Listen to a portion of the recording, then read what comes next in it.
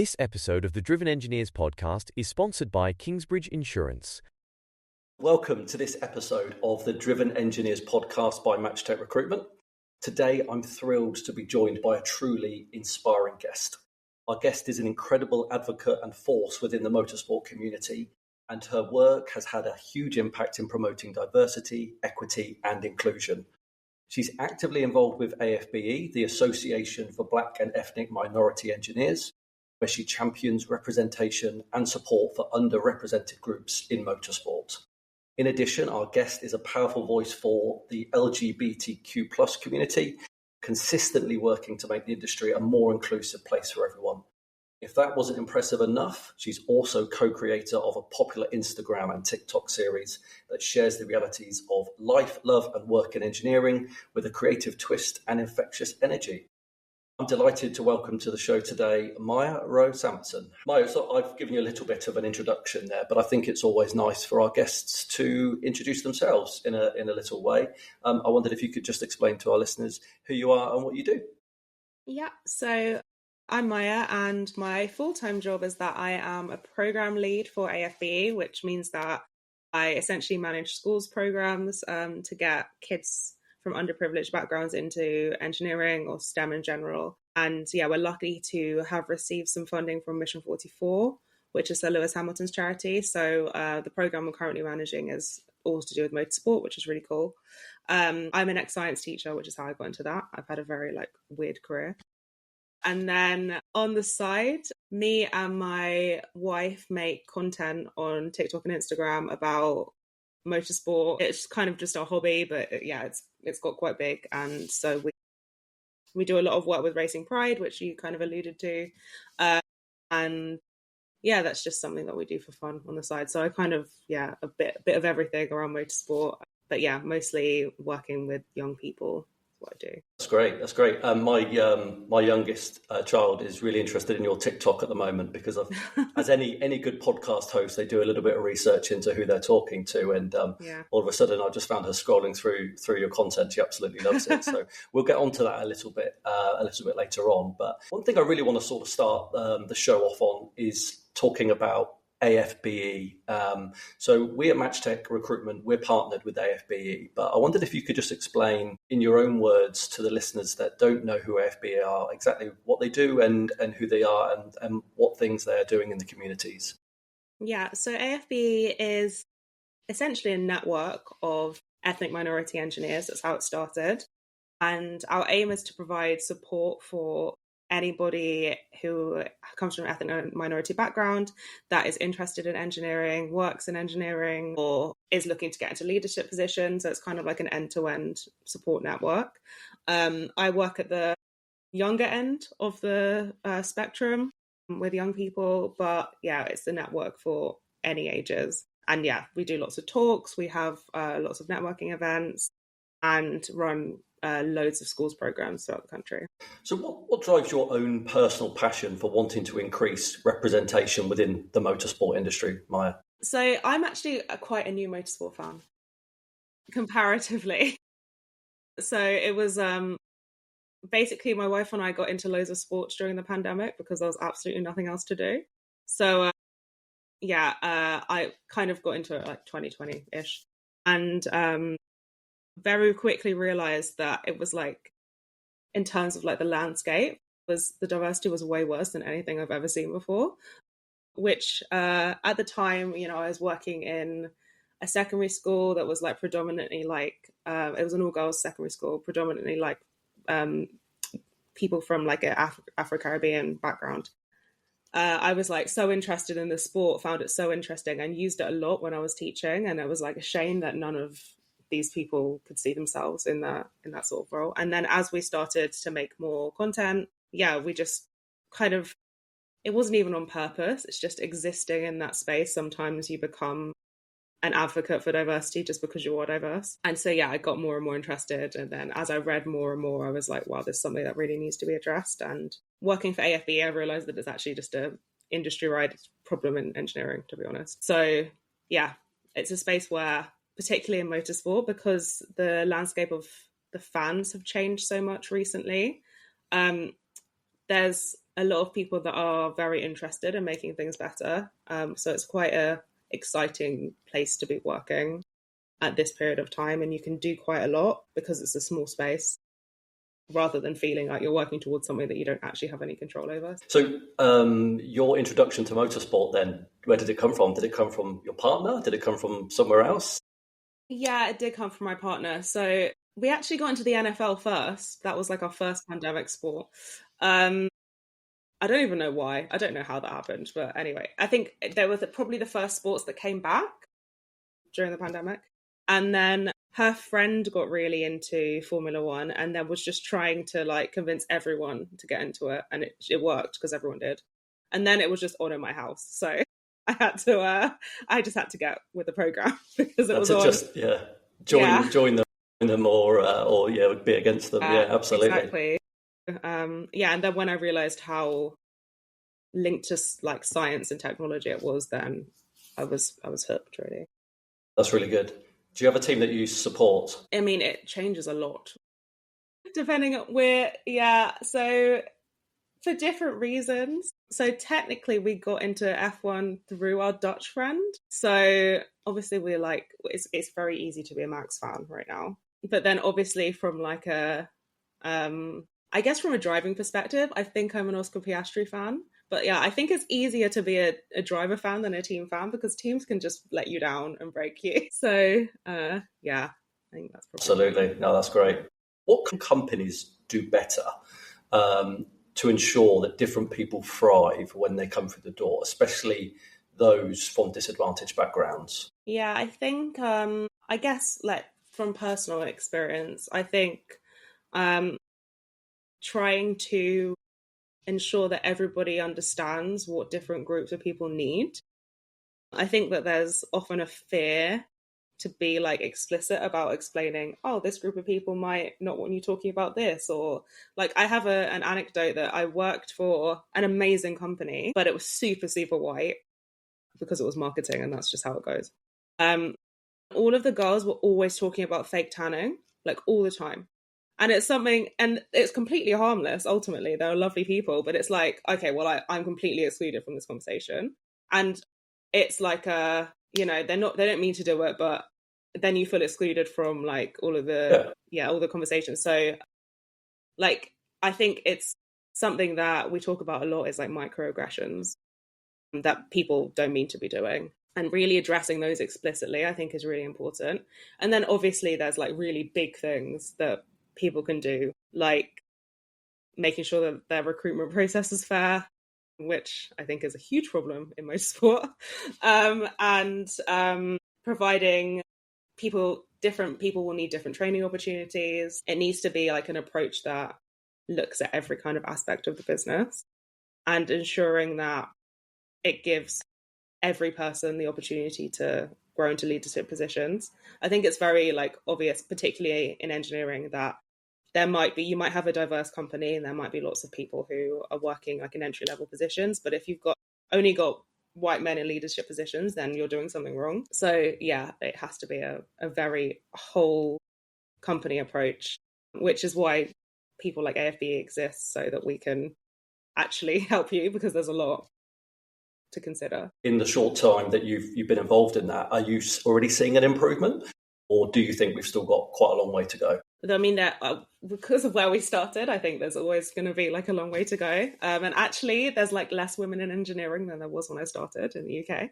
It dropped this year by like 0.6%, which is not huge, but it's still, considering it was only like 12% anyway. So I think that particularly in motorsport, there are a lot of diverse young people who are interested in working in this field.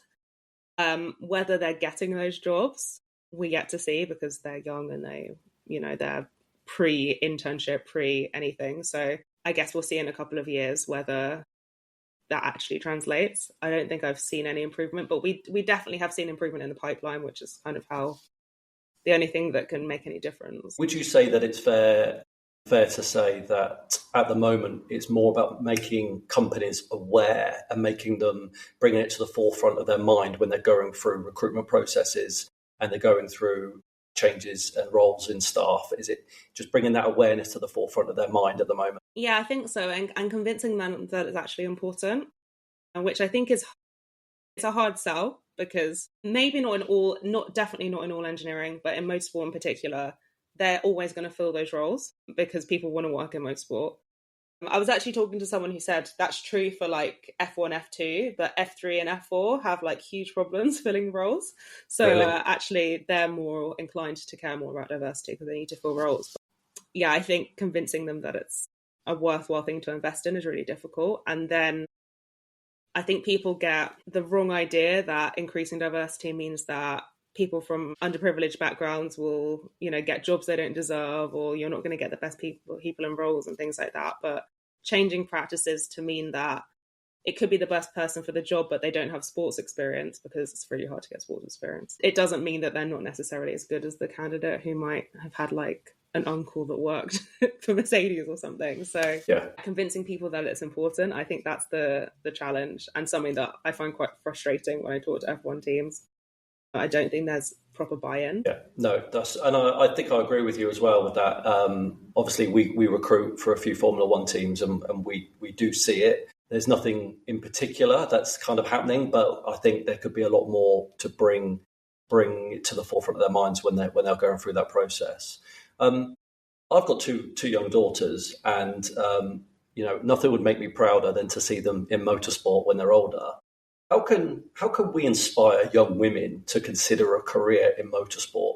You mentioned there was a drop off this year in terms of females in engineering, but what can we do to just inspire them to go and give it a go? Yeah, I think obviously there's loads of amazing initiatives, like things like Girls on Track, which is huge, that's run by Motorsport UK, that provides opportunities for girls to see what motorsport is all about, kind of inspire them. But I think that we need to show that motorsport is a really cool way to do science. It's a place where, you can be really innovative, you can have a really long career, things like that. I think the best way to kind of really encourage girls to get into motorsport is by making them really resilient, and by making them think that they can maybe be the only woman in a room, and make them think that that's a cool thing to be, because the next generation, it's still going to be a situation where you might be the only woman in a space, and understanding that you have something different to bring, especially in motorsport, because it's all about creativity, and that's a strength, I think, is really important, because it's all well and good showing the role models, but if the role models don't exist, then you need to have girls who are really strong-willed. Resilience in any industry, I think, is key as well, no matter what industry you're working in. So you have a rich background in science education. You mentioned it earlier that I think you were a science teacher at a school previously. How does that passion for teaching translate into the work that you're doing now?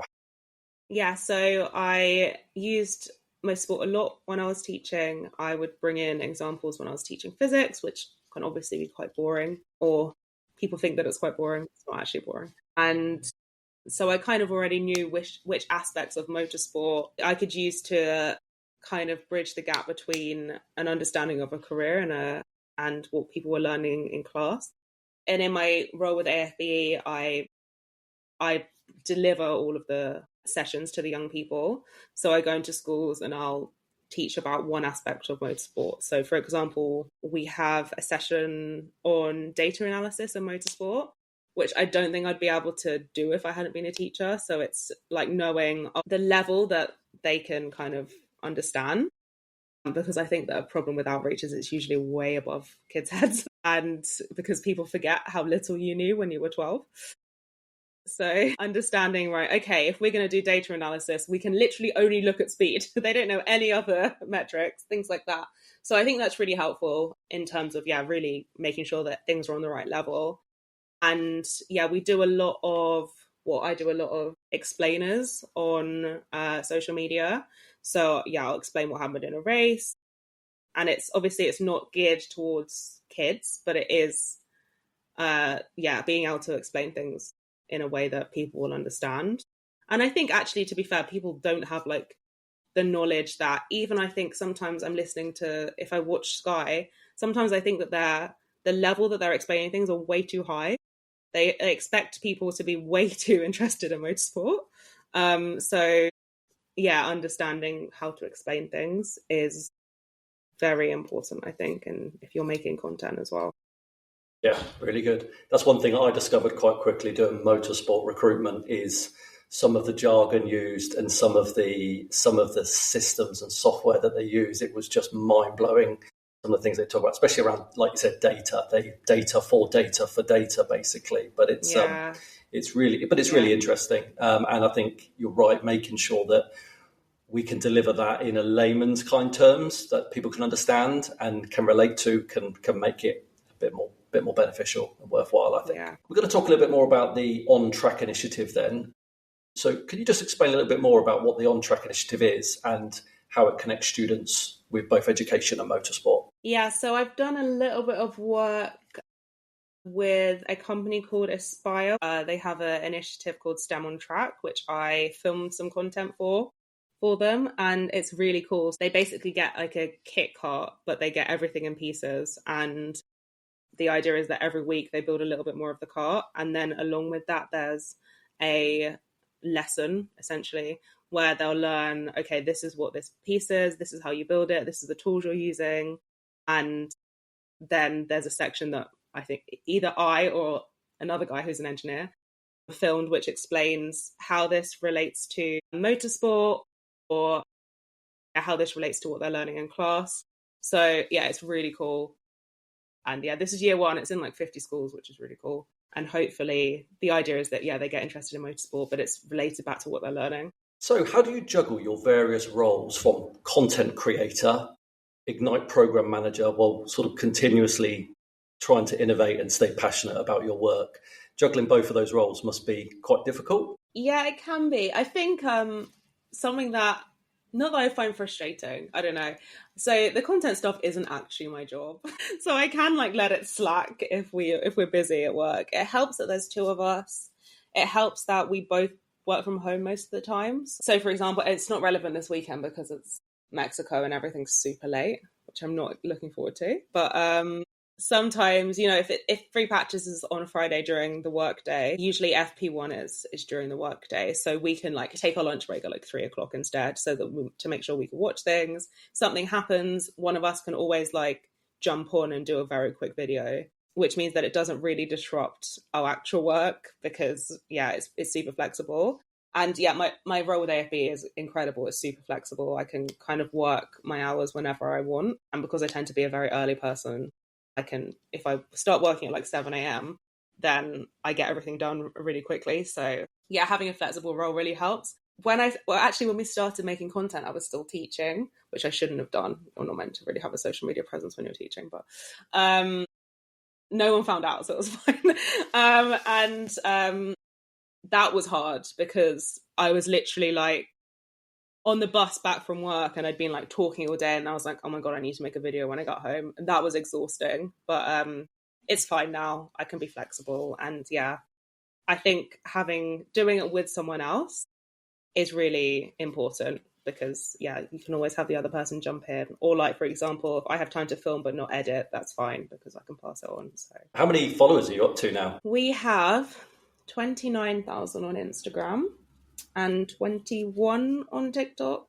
TikTok is not for us. We're too old for TikTok. Honestly, it's just, yeah, we don't understand it. Sometimes we're like, yeah, it's just the content has to be much less polished than on Instagram. And it's just, yeah, like pick up a phone sort of content. And sometimes I'm like, but this video isn't good. So, yeah. Fair enough. Okay, so what's next for you then in terms of expanding your work, both in motorsport and through AFBE? Have you got any exciting projects lined up? Yeah, so I haven't been with AFBE for that long. This is like my 3rd month. So as well as the schools program, which is kicked off and we're fully doing, so we're working with schools in Birmingham mostly this year. And so we want to expand our presence for engineers kind of in the Midlands, because it's an area of the country we haven't spent a lot of time in. So yeah, giving them opportunities. There's a lot of students who are working with us as volunteers who would love to like have the opportunities to meet people who work in motorsport.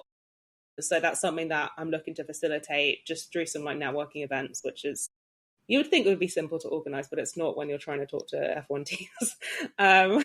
So yeah, just providing a space where we can kind of give back to the volunteers that are helping us with the schools programs. And yeah, really kind of, I want to make F1 teams cooperate with each other a bit more, essentially. That's, which we can do because we're neutral and we have lots of partners kind of within that space. So yeah, that's what's kind of next. That's what I'm putting all my effort into. Oh, that's really good. What specific challenges have you faced then in your own efforts to diversify STEM education in motorsport or in your teaching role, and how have you tackled it? Yeah, I think because of the way that the science curriculum is set up, I'm not a fan. I don't think it's very good. It prevents people from understanding what a STEM job actually is. So a big part of what I'm doing is making sure that kids know that when we're analysing a graph of like Carlos Sainz doing a lap around Monza, that's actually what you're doing in maths, and trying to link that. I think that's the biggest issue because it's actually why these jobs tend to be so undiverse, is because if you go to a school where you've got loads of opportunities, you're doing loads of extracurricular programs, maybe you're more likely to have some parents in the class who work in STEM to give them more of an idea of what the job actually is. You're more likely to understand what it takes, and the fact that it's not just like sitting. People just think it's like scientists in lab coats. They still think it's that, which it absolutely isn't. Even when I worked in research when I was way younger, it was not like scientists in lab coats. So it's just getting kids to really understand that STEM careers are really varied and exciting. So what do you think are the biggest barriers in STEM when it comes to representation? I mean, you did mention earlier on that it's quite important to bring to the forefront of people's minds during the recruitment process, but what other barriers are there? In terms of like getting people from like a degree into a job, sort of that sort of phase. Yeah. Yes, yeah. So I would say that employers need to be mindful that if somebody comes from a less privileged background, their CV is going to look a bit different in terms of the opportunities they will have had, and to be creative in how they might assess someone. Because if I wanted to do work experience when I was younger, it had to be paid, otherwise it wasn't happening. And that's the case for so many people. And it's actually getting worse with the cost of living crisis. So to be aware that if somebody has work experience that looks completely irrelevant, it was probably because of that. And to pay their interns, to pay their apprentices. If you can't afford to pay an intern, you shouldn't have one. It's kind of my mentality. So that would make a huge difference. And little things like travel grants. So people from underprivileged background tend to be from cities. Formula One teams, motorsport teams are not in cities. They're in the middle of nowhere. Somebody doesn't have a car. How do they get to it? Like, do you have a carpool system? So yeah, I think that would make a huge difference, even physically being able to get there, because there's so many geographical barriers. And if you don't come from an underprivileged background, you don't know that those things are a problem. And I think it's just lack of knowledge that these things can affect whether you can apply for a job somewhere.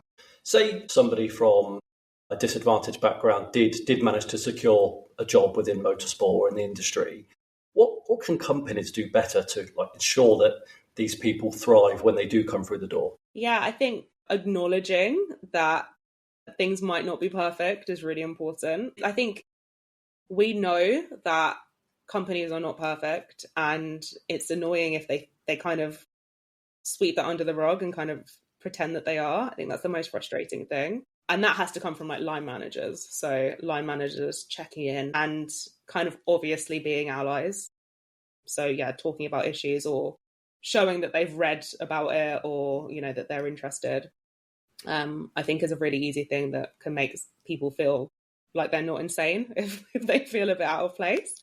Making sure that they provide just really good training for the entire team, acknowledge that people might need different training to retain them. That's great. No, that's really good advice. And for any companies listening, I think they just take one or two of those pointers on board. It would just make for a better workplace. So with millions of monthly viewers on Instagram and TikTok, You mentioned TikTok's not for you, but I can't imagine you stopping it anytime soon. How do you maintain making sure that your content is some education, but also keeping it entertaining as well at the same time? How do you kind of find that balance? Yeah, it's been trial and error, really. I found a format that definitely works for me now in terms of like how long things should be, understanding that you can't really say very much and that's okay. And because there's two of us and my partner's like much more about like all the comedy stuff. A lot of our videos are just there for entertainment. And I guess like social media gurus will always say you should have like some entertaining content, some educational, and some inspirational content. I don't really agree with the inspirational stuff because I think it makes you unrelatable. But you have to have a mixture. And if you look and see accounts that are just educational, they don't do as well. And also you can't be educational all the time. So you have to be aware of what your content's doing. I think in motorsport, it's very different to if you're trying to run another social media account, because you can't really plan your content because you don't know what's going to happen in the race. So we just have to be aware that after every race, we'll do one analysis, we'll do a comedy like edit and like a skit for everything. And then anything else that happens, we'll add in, but trying to make sure things are balanced no matter what happens. But some weekends are just like pure comedy. It's great. Who's the creative genius then? Is it you or your partner? No, it's my partner. I'm the scientist. She's actually a professional video producer, which helps. Absolutely. What does the future look like for your platform then, your social media content? What are you going to be expanding over the next 12 months? Yeah, so we definitely try to keep some series, they're not proper series, but some series going that happen every race week, which I'm much worse at than my partner. She's amazing at something she's been doing for like 2 years. But we know right now. So we've been making content about the drivers that we cared about, basically. And you can't do that. You have to kind of branch out. So that's what our aim is for next season. And we also want to, now that we have an audience and a lot of them are quite invested, we want to expand to other motorsport series. So obviously we do talk about like Formula 2, Formula 3 because it's related, but we've done some work this year with Formula E, which is a super exciting series because they're trying to be super sustainable, and because they're innovating so quickly, it changes quite a lot from season to season. So that's something that we want to do a lot more of next year. Also, they're like a much more diverse series, not in terms of the drivers, obviously, but in terms of who's actually working on the ground. When you go to a race, it feels much more diverse, much more accessible, and it's something that we want to put our time into because it does not get the attention it deserves. So, like branching out is what we're trying to do. But sometimes we just get caught up and we're like, sometimes I won't even know what the Ferraris did during a race because I wasn't interested. And it's like, oh, they came there. Okay, I can't talk about that. But so trying to watch it with more of a, like, this is my job sort of mindset rather than just for enjoyment purposes. Absolutely. No, that's great. Obviously, we've got Mexico this weekend. I think probably by the time the podcast comes out, we'll probably be getting ready for the race after that. Las Vegas is in a few weeks as well. Where, just your thoughts, and it'd be really good to get your input. Where do you see the season heading? Who's going to end up on top? McLaren, Red Bull? Can Ferrari get in there? What's your thoughts? I think it's going to be McLaren, Ferrari, Red Bull. Do you? I think, yeah. I think Max is going to win the Drivers' Championship, almost. I would put money on it because I don't think Lando's got it in him. And neither does McLaren, actually. They've really messed that up. But Ferrari's going to overtake Red Bull because, no offense to Checo, but he can't score points. He's struggling, isn't he? He's really struggling. It's really bad. Like, George Russell finishing above him in the last race is really bad because he started from the pit. So it's a shame from Red Bull. But people have been saying that at least it means they get more wind tunnel time, which is true. So pros and cons. And next season's already looks like it's going to be just as competitive. There's been a few movements already. Adrian Newey to Aston Martin, Lewis obviously. Ferrari. We might see some more movements in the break, but your thoughts for next year? Who's going to come out on top? I know it's early days, but who would you like to see I have no clue. I'm very interested in, obviously I'm interested to see how Lewis does at Ferrari. That's so exciting. Yeah, and how that works out with Charles being like, they're going to have 2 number 1 drivers, which is, they already kind of have, but I think next year there's going to be some fights about that. I hope there is anyway. And yeah, I hope Lewis performs really well. And I'm really interested to see how McLaren deals with their 2 number 1 drivers, because if they don't nurture Oscar, he's going to leave. So that's really interesting. And yeah, I really hope Checo is not in that Red Bull seat, so there's 2 competitive drivers in that car as well. And then Kimi Antonelli. Let's see how that goes. I'm concerned he's going to crash a lot. Yeah, because we watch F2 quite closely, and he hasn't had the best season. So I'm sure he is an incredible talent, but it's very soon to put him in a Mercedes. So let's see what happens. Yeah, let's see what happens. One final question for you. One I like to ask all of our guests on the podcast. What words of wisdom can you give to any aspiring young engineers who are trying to make it into motorsport or any of the formulas? I would say that you have to really throw yourself into kind of any opportunity that comes about, because it might not be what you expected, but yeah, it could be an incredible opportunity that gets you to meet amazing people and take you down a slightly different path that you weren't expecting. And yeah, there's not endless opportunities in motorsport, so take them when they come. That's great. That's really good advice. And finally, do you want to just let the listeners know how they can follow you on Instagram and TikTok? What's the name of your platform? Yeah, so we are Mania On Board. So it's our first name squashed together and then On Board. Mania like you're crazy. All one word on TikTok and Instagram. And YouTube, but YouTube is a bit dead, so don't bother with that. Excellent. Fantastic. Maia, I really appreciate you taking the time out today. I know you've had a really busy schedule recently, but we really appreciate you taking out the time to talk to us about what AFBE do, what you're currently up to. Just want to thank you, and I'd love to stay in touch, and we'll talk to you again in the future, hopefully. Yes, thank you for having me.